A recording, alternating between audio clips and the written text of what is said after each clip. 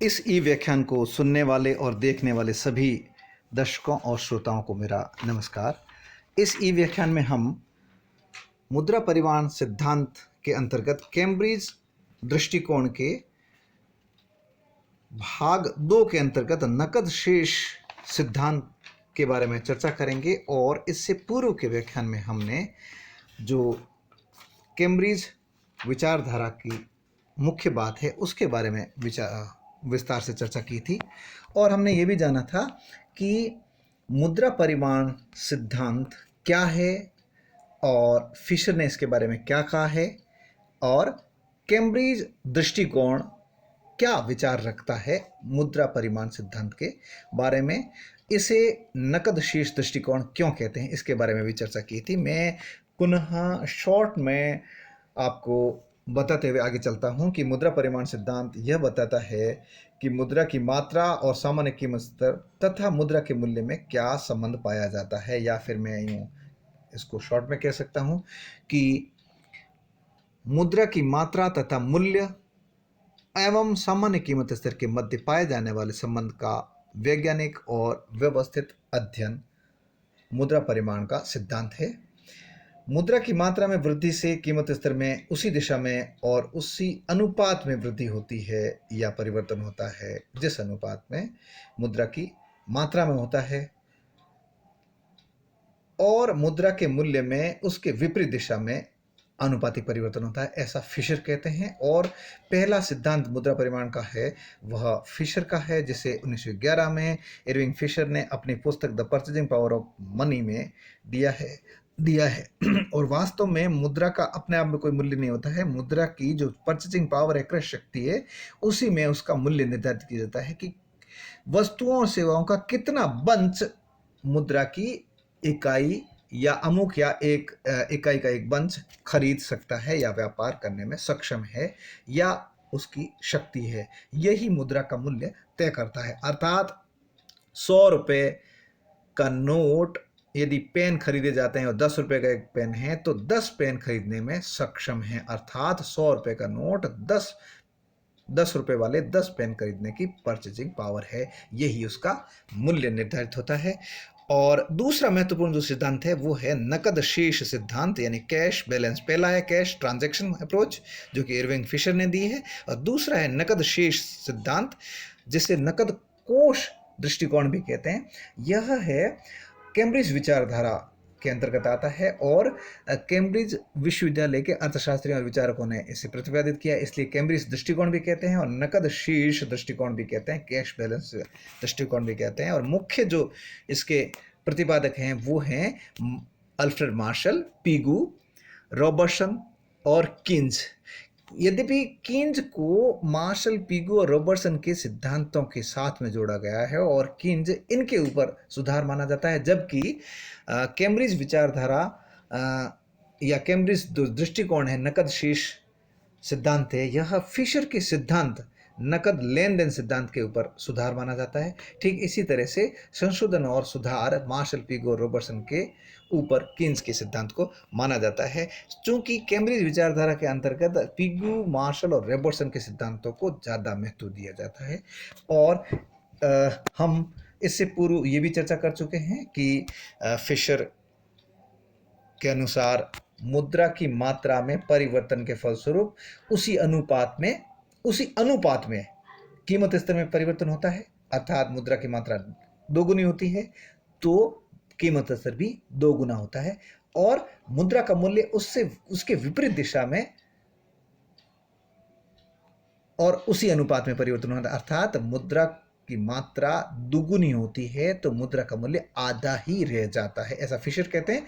जबकि कैम्ब्रिज विचारधारा ये कहती है कि मुद्रा की मात्रा में परिवर्तन के फलस्वरूप सामान्य कीमत स्तर में परिवर्तन होता है और उसी दिशा में होता है, लेकिन उस अनुपात में हो ऐसा जरूरी नहीं है, उससे कम भी हो सकता है। क्यों? क्योंकि बड़ी जो मुद्रा की मात्रा में परिवर्तन होता है वो वास्तव में पूरा का पूरा वस्तुओं और सेवाओं के क्रय में लगाया जाए ऐसा कोई जरूरी नहीं होता है, क्योंकि उसका एक हिस्सा अर्थात वास्तविक आय का एक हिस्सा सभी लोग संचित करके रखना चाहते हैं या नकद कोषों के रूप में अपने पास में रखना चाहते हैं। इस कारण से जिस अनुपात में मुद्रा की मात्रा में परिवर्तन होता है, उस अनुपात में परिवर्तन होने के बजाय उससे कम अनुपात में परिवर्तन सामान्य कीमत स्तर में होता है और उसी दिशा में होता है। ठीक विपरीत दिशा में परिवर्तन मुद्रा के मूल्य में होता है, लेकिन उस अनुपात में हो ऐसा जरूरी नहीं है, उससे कम अनुपात में भी हो सकता है। क्यों? क्योंकि बढ़ी हुई या घटी हुई मुद्रा पूरी की पूरी संचित की जा पूरी की पूरी वस्तुओं और सेवाओं पर ही खर्च की जाए ऐसा जरूरी नहीं है, उसका एक हिस्सा बचा के भी रखा जा सकता है। इसलिए इसके जो नकद शेष दृष्टिकोण यानी कम्ब्रिज जो अप्रोच है मुद्रा परिवहन सिद्धांत की, उसके जो मुख्य बिंदु है उसके बारे में जो 6 बिंदु आपको दिखाई दे रहा है, इसके बारे में मैं आपको एक एक करके बताना चाहूँगा। सबसे पहले मुद्रा की पूर्ति के बारे में कैम्ब्रिज अर्थशास्त्री क्या कहते हैं? वो कहते हैं कि मुद्रा की कुल मात्रा अल्पकाल में स्थिर रहती है। क्यों रहती है? उसका कारण है देश में मुद्रा की पूर्ति सरकार एवं केंद्रीय बैंक की नीतियों पर निर्भर करती है, जो अल्पकाल में प्रायः अपरिवर्तित रहती है। जैसा कि आपने कीन्स के सिद्धांत में पढ़ा होगा कि कीन्स जो प्रभावी मांग का सिद्धांत है उसमें जिस तरह से बताते हैं कि उत्पादन, आय और रोजगार तीनों ही प्रभावपूर्ण मांग पर निर्भर करते हैं। प्रभावपूर्ण मांग अपने आप में दो बातों पर निर्भर करती है, एडीएफ और एएसएफ यानी कि एग्रीगेट डिमांड फंक्शन और एग्रीगेट सप्लाई फंक्शन, और उसके बाद में वो फिर आगे चलते हैं और जो मुद्रा तक पहुंचाते हैं तो वहां पे वो यही बात कहते हैं कि मुद्रा की पूर्ति अल्पकाल में स्थिर रहती है और यह सरकार की नीति पर निर्भर करती है और केंद्रीय बैंक द्वारा तय की जाती है, केंद्रीय बैंक द्वारा उसको इम्प्लीमेंट किया जाता है।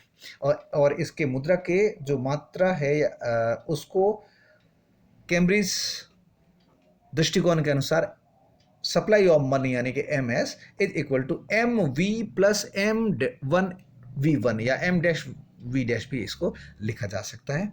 दूसरा जो बिंदु है वह है मुद्रा की मांग। पहला मुद्रा की पूर्ति, दूसरा मुद्रा की मांग। मुद्रा की मांग के लिए वो कहते हैं कि मुद्रा की मांग नगद कोषों के संचय के लिए की जाती है। मुद्रा की मांग वास्तविक आय का वह भाग है जो देश के व्यक्तियों, संस्थाओं, फर्मों तथा सरकार अपने पास तरल रूप में या फिर नकद रूप में रखना चाहती है, यही मुद्रा की मांग होती है। ये विशेष ध्यान देने वाली बात है कि मुद्रा की मांग नकद कोषों के लिए की जाती है और व्यक्तियों, संस्थाओं, फर्मों और सरकार द्वारा अपने तरल रूप में रखने के लिए करती है। जैसा कि आपने कीन्स के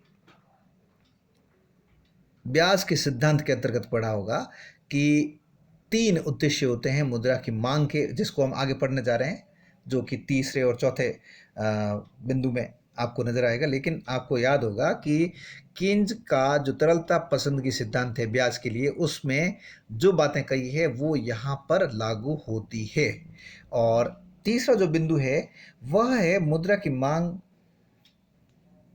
तरलता पसंद के पर निर्भर करती है। जैसा कि मैंने अभी आपको बताया, कीन्स जो कहते हैं कि मुद्रा की मांग लोगों की तरलता पसंदगी पर निर्भर करती है, अर्थात लिक्विडिटी प्रेफरेंस कितना है उसके ऊपर निर्भर करती है। जैसा कि मैंने अभी आपको बताया कि कीन्स ने अपने ब्याज के सिद्धांत में इसको बड़ी ही सरलता से समझाया है और बहुत विस्तार से समझाया है। और शॉर्ट में मैं कह सकता हूँ कि कीन्स के अनुसार तरलता पसंदगी के 3 उद्देश्य होते हैं। फिर से यदि आपको याद दिलाना है तो मैं बता सकता हूँ कि पहला उद्देश्य होता है ट्रांजैक्शन मोटिव यानी कि लेन देन उद्देश्य, यानी कि रोजमर्रा के खर्चों के लिए हमें मुद्रा की आवश्यकता होती है। दूसरा जो उद्देश्य होता है वो होता है प्रिकॉशनरी मोटिव, यानी कि आकस्मिक खर्चों के लिए, यानी अचानक कोई खर्चे आ जाए या भविष्य में ऐसे कोई खर्चे आने वाले होते हैं जो आकस्मिक हो सकते हैं और दूसरे संभावित भी हो सकते हैं। तो ऐसी के लिए व्यक्ति अपनी मुद्रा को उस ढंग से रखना पसंद करता है। तीसरा जो उद्देश्य होता है वो होता है सट्टा उद्देश्य, स्पेकुलेटिव मोटिव, जो कि पैसे से पैसा कमाने के लिए मुद्रा की मांग की जाती है। यह तीसरा उद्देश्य होता है। और मुद्रा की मांग समाज की तरलता पसंदगी का प्रतिफल है, ऐसा इस सिद्धांत के अनुसार माना जाता है। अर्थात इसको हम लिख सकते हैं एमडी यानी डिमांड फॉर मनी यहाँ पे, MD, जो ये आपको दिखाई दे रहा है, और सप्लाई ऑफ मनी के लिए ये था, यानी MS is equal to MV plus M1V1। और ठीक इसी तरह से मुद्रा की मांग के लिए demand for money is equal to function of liquidity, यानी तरलता पसंदगी कैसी है। और चौथा जो बिंदु है वो है मुद्रा की मांग को प्रभावित करने वाले तत्व कौन कौन से हैं। कैम्ब्रिज दृष्टिकोण के अनुसार आय प्राप्ति की अवधि, वस्तुओं की कीमतें, राष्ट्रीय आय का वितरण, भुगतान का तरीका, जनसंख्या का आकार, व्यापार की दशा, मुद्रा की चलन गति, ये सभी मिलकर मुद्रा की मांग को प्रभावित करते हैं। अर्थात आय कितने दिनों में प्राप्त होती है, क्या वो डेली बेसिस मिलती है, यानी कि दैनिक मजदूरी, या फिर साप्ताहिक, या फिर महीना, किस तरह से मिलती है, और वस्तुओं और सेवाओं की क्या कीमतें हैं, राष्ट्रीय आय का वितरण किस प्रकार से है, और भुगतान का तरीका क्या है, ऐसे, और जनसंख्या का आकार क्या है, ये सारे मिलकर मुद्रा की मांग को प्रभावित करते हैं। और पांचवा जो बिंदु है वह है नकद शीर्ष दृष्टिकोण का, कैम्ब्रिज दृष्टिकोण का, कि मुद्रा का मूल्य इस सिद्धांत के अनुसार मुद्रा की कुल मांग तथा कुल पूर्ति के समय द्वारा निर्धारित होता है। यानी कि मुद्रा का जो मूल्य है वो कैसे निर्धारित होता है कि मुद्रा की कुल मांग क्या है और कुल पूर्ति क्या है, इन दोनों का जहाँ पे साम्य होता है, जहाँ पे इक्विलिब्रियम होता है, वहीं पर मुद्रा का मूल्य निर्धारित होता है। चूंकि अल्पकाल में मुद्रा की पूर्ति स्थिर होती है, जैसा कि आपने ऊपर देखा है यहाँ पे फर्स्ट बिंदु पे, इसलिए क्या हो जाता है, मुद्रा की मांग इसके मूल्य को अधिक प्रभावित करती है। ये पांचवा बिंदु है। और छठा बिंदु जो मुख्य है वो बड़ा महत्वपूर्ण है, उसको आप गौर से देखिएगा, सुनिएगा। मुद्रा की मांग में परिवर्तन का अर्थ क्या है। यदि मुद्रा की मांग में परिवर्तन होता है तो क्या होगा, दो बिंदु, उसको हम दो बिंदुओं से बता सकते हैं। पहला तो है यदि मुद्रा की मांग में वृद्धि होती है तो क्या होगा। यदि मुद्रा की मांग में वृद्धि होती है तो नकद कोषों की मांग में वृद्धि होगी। और यदि मुद्रा की मांग में वृद्धि होती है जिससे नकद कोषों में वृद्धि होती है तो वस्तुओं और सेवाओं पर कम व्यय होगा। और जब वस्तुओं और सेवाओं पर कम व्यय होगा तो इससे क्या होगा, कीमत स्तर में गिरावट आएगी। क्यों, क्योंकि वस्तुएं और सेवाएं कम खरीदी जाएगी, उसकी मांग कम पड़ेगी, तो मांग कम होने पर कीमत स्तर में गिरावट आ सकती है। पूर्ति की अपेक्षा जब मांग अधिक होती है तो कीमतें बढ़ती है, पूर्ति की अपेक्षा मांग कम होती है तो कीमतें गिरती है, इसलिए सामान्य कीमत स्तर में गिरावट आती है। फिर यदि सामान्य कीमत स्तर में गिरावट आती है तो एक तरफ तो ये हो गया है कि मुद्रा की मांग में वृद्धि होने पर कीमत स्तर में गिरावट आती है और मुद्रा के मूल्य में वृद्धि होती है, क्योंकि आपने देखा था कि मुद्रा की मात्रा में परिवर्तन होने पर सामान्य कीमत स्तर उसी दिशा में जाता है और मुद्रा का मूल्य उससे विपरीत दिशा में जाता है। आगे देखिए, मुद्रा की मांग में यदि कमी होती है, यहाँ पे ये गलत लिख दिया गया है, इसको थोड़ा सा ध्यान रखना, यहाँ पे कमी है। यदि मुद्रा की मांग में कमी होती है, दूसरा बिंदु है, तो ऐसी स्थिति में क्या होगा, नकद कोषों की मांग में कमी आएगी। अर्थात मुद्रा की मांग में यदि कमी होती है तो नकद कोषों की मांग में कमी आएगी, और नकद कोषों की मांग में कमी आने पर वस्तुओं और सेवाओं पर अधिक व्यय किया जाएगा, और जब वस्तुओं और सेवाओं पर अधिक व्यय किया जाएगा तो कीमत स्तर में भी वृद्धि होगी, और कीमत स्तर में वृद्धि होगी तो मुद्रा के मूल्य में कमी आएगी। ये कुछ खास बातें हैं। और मुद्रा परिमाण के सिद्धांत के, कैम्ब्रिज दृष्टिकोण के, अब हम चलते हैं कि ये जो सूत्र हैं वो कैसे निर्धारित करते हैं। क्योंकि फिशर ने कहा था कि मुद्रा की मात्रा में परिवर्तन होने के फलस्वरूप उसी अनुपात में परिवर्तन सामान्य कीमत स्तर में होता है, लेकिन ये कहते हैं कि उसी अनुपात में नहीं होता, उससे कम अनुपात में होता है। तो कितना होगा, इसके बारे में इनका अलग अलग सूत्र है, उस सूत्र को हम लेते हैं। सबसे पहला सूत्र है मार्शल का समीकरण। मार्शल का समीकरण और रॉबर्टसन का समीकरण दोनों एक जैसे हैं, केवल उसमें संकेत का अंतर है। तो मार्शल का जो समीकरण है, मार्शल और रॉबर्टसन का समीकरण है, वो सामान्य कीमत स्तर को आधार मानकर बनाया गया है, जबकि पीगू का समीकरण जो है वो सामान्य कीमत स्तर की बजाय उन्होंने मुद्रा के मूल्य को आधार मानकर समीकरण लिखा है। तो मार्शल का जो समीकरण है वो है P is equal to M upon K O, जिसे हम मूल समीकरण के रूप में यूं भी लिख सकते हैं, या फिर मार्शल ने लिखा था M is equal to P K O. अब इसमें P क्या है? P है सामान्य कीमत स्तर और M है मुद्रा की कुल पूर्ति या फिर मात्रा, और O जो है वो है समाज का कुल उत्पादन, अर्थात अर्थव्यवस्था में कुल वस्तुओं और सेवाओं का उत्पादन जिसका व्यापार किया जाता है एक निर्धारित अवधि में। और जो K है वो है कुल उत्पादन या व्यापार या आय का वह भाग जो नकद रूप में रखा जाता है, अर्थात O तो टोटल आउटपुट है या जितनी भी आय कमाई जाती है वो है, और जिनसे वस्तुओं और सेवाओं क्रय की जाती है। लेकिन के जो है वो इसमें से वह भाग जो कि बचा के रख लिया जाता है वह।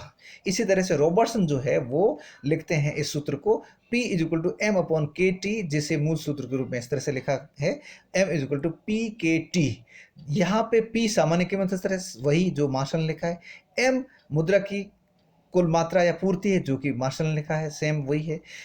के वही है जो कि मार्शल ने लिखा है, अर्थात कुल उत्पादन या व्यापार या आय का वह भाग है जो नकद रूप में रखा जाता है या रखने के लिए इच्छुक होते हैं। लेकिन यहाँ पे ओ की जगह जहाँ मार्शल ओ लिखते हैं वहाँ पे ये टी लिख देते हैं। टी का मतलब यहाँ पे वर्ष में कुल व्यापार या कुल उत्पादन या समस्त वस्तुओं और सेवाओं का जो उत्पादन किया जाता है जिसका व्यापार वर्ष वर्ष में किया जाता है उसे वो लिखते हैं। टी और ओ यदि देखा जाए तो एक दूसरे का रिप्लेसमेंट ही है, जहाँ पे मार्शल समाज का कुल उत्पादन कहते हैं वहीं पे ये उत्पादन का व्यापार कहते हैं, लेकिन बात वही है। तो इस तरह से मार्शल और रॉबर्टसन का जो समीकरण है वो सामान्य कीमत स्तर को आधार मानकर यहाँ पे लिखे गए हैं, P is equal to M upon K O और P is equal to M upon K T, और इसका जो मूल सूत्र है वो ये दिए गए हैं। लेकिन पीकू जो है वो अपना समीकरण देते हैं वो मुद्रा के मूल्य को आधार मानकर समीकरण लिखते हैं। इस P इज इक्वल टू के आर अपॉन एम। यहाँ पे जो P है वो सामान्य कीमत स्तर नहीं है, यहाँ पे जो P है वो है 1 अपॉन P, अर्थात कि मुद्रा का मूल्य वास्तव में क्या है वह है, जैसा कि हमने फिशर के सिद्धांत में या उससे पहले के रूप में देखा था। तो इसका मतलब ये है कि यह जो P है सामान्य कीमत स्तर नहीं है, यहाँ पे ये सामान्य कीमत स्तर है लेकिन यहाँ पे कीमत स्तर नहीं है, वस्तुओं और सेवाओं का मूल्य नहीं है, यहाँ पे है मुद्रा का मूल्य। तो मुद्रा का मूल्य किसके बराबर है? के आर अपॉन एम, यानी P क्या है? मुद्रा का मूल्य, मुद्रा की एक इकाई का मूल्य क्या है, और यानी कितना वो वस्तुएं और सेवाओं के क्रय करने में सक्षम है, और M यहाँ पे मुद्रा की मात्रा है, और R वही वास्तविक आय का वह भाग जो कि पूरे समाज द्वारा या अर्थव्यवस्था में कमाया जाता है या मुद्रा की मात्रा होती है, और K जो है वह है आय का वह भाग जो कि नकद रूप में रखा जाता है। इस तरह से हम यदि इसको उल्टा करते हैं तो वापस सामान्य कीमत स्तर आ जाएगा, जैसा भी चाहें, लेकिन पिगू ने इस रूप में ही लिखा है, इस कारण से हमें इसको इस रूप में ही पढ़ना चाहिए। इस तरह से हम मुद्रा परिमाण सिद्धांत के जो दो महत्वपूर्ण दृष्टिकोण हैं, नकद लेन देन सिद्धांत जो इरविंग फिशर ने प्रतिपादित किया, और दूसरा सिद्धांत है नकद शेष सिद्धांत जो कैम्ब्रिज विश्वविद्यालय के अर्थशास्त्रियों ने दिया है। हम यहाँ पूरी तरह से चर्चा कर चुके हैं, अच्छी तरह से समझ में आ चुका है। यदि आपको एक बार में समझ नहीं आता है तो 2 बार इसको सुने, 3 बार सुने, अच्छी तरह से समझ में आ जाएगा। धन्यवाद।